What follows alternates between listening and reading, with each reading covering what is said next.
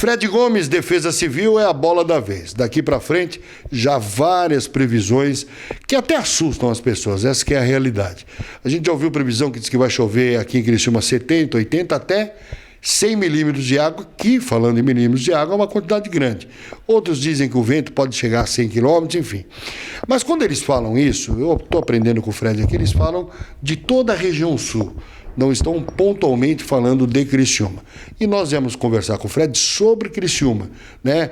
Especificamente sobre a cidade de Criciúma. Fred, quando eles passam a previsão, sempre vem ali, ó, previsão região sul. Dá um assusto, né? As pessoas se assustam, porque aí chuva de 100 milímetros, vento acima de 100 quilômetros e tal, e aí as pessoas começam a se preocupar. Pontualmente, para Criciúma, para a nossa cidade, qual é a previsão? Então, Ricardo, primeiro meus cumprimentos a todos que nos assistem. Então, para Criciúma hoje a gente tem o quê? A chuva hoje, na quarta-feira, né?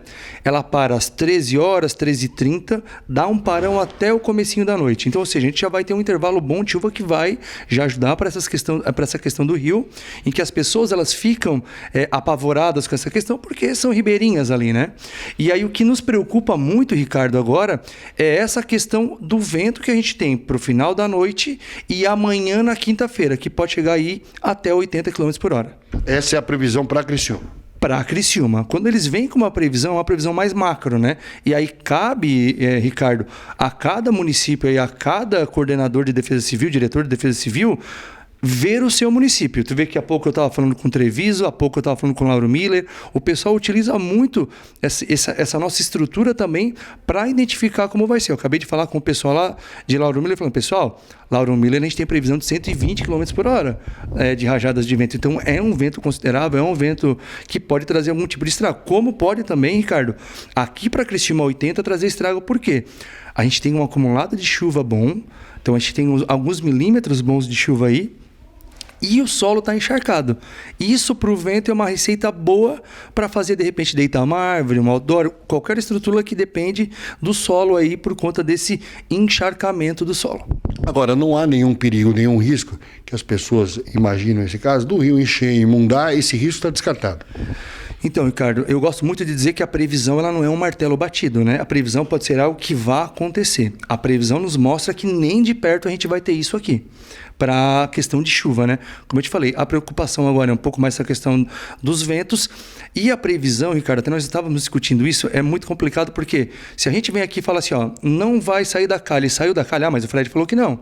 Mas a previsão é muito complicada, porque a Defesa Civil não faz previsão. Ela interpreta os dados, compara os modelos que tem, a gente tenta chegar no mais exato possível. E calculando isso, tabulando isso, Ricardo, consigo te dizer pela experiência também que a gente tem, que continuando como está, não sai da calha. Agora, o grande problema é que o rio não nasce em Criciúma e termina em Criciúma, né? Vem águas de outros municípios que acabam passando isso. Por exemplo, Criciúma não vai ter um acúmulo de chuva, mas a Serra pode ter esse acúmulo de chuva, né? Pode chover bastante lá para Lauro Miller, para aquela região. Existe o perigo dessa água descer e vir estourar aqui embaixo ou não? Temos a interferência, Ricardo, sim, principalmente ali no Rio Sangão, para você ter uma ideia, a gente tem aí mais ou menos 7 braços que alimentam o Rio Sangão também.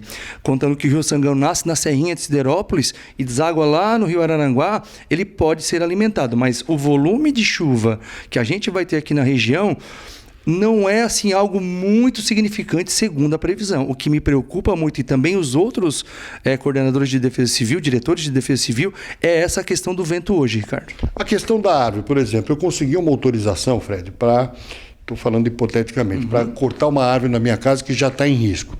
Né? Agora pode vir essa ventania e essa árvore causar um dano muito grande. Se eu não conseguir alguém para cortar, eu posso acionar a Defesa Civil agora, nesse momento? Antes de acontecer ou depois de acontecer? Antes. Antes de acontecer, a gente pode ver as possibilidades, porque daí trabalhar o público dentro do privado é um pouco mais complicado. A Defesa Civil tem essa prerrogativa? Tem, mas depende muito do caso que tem. Da situação. Estudar o caso. Um exemplo.